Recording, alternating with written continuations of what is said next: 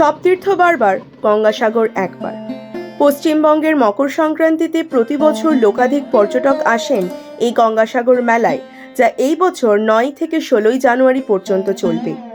লোকে বলে গঙ্গাসাগরে স্নান করলে নাকি 100 অশ্বমেধ যোগের সমান পুণ্য লাভ হয়।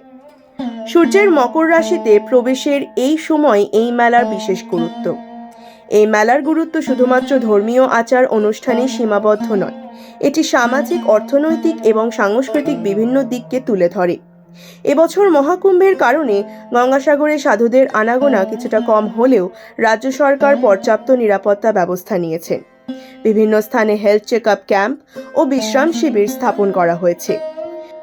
বিভিন্ন রাজ্য থেকে দর্শনার্থীদের জন্য বিশেষ ট্রেন পরিষেবা চালু হয়েছে এবং সিসিটিভি ক্যামেরা, ফায়ার ব্রিগেড ও নিরাপত্তারক্ষীদের মাধ্যমে পুরো এলাকাকে নিরাপত্তার চাদরে মুড়ে ফেলা হয়েছে।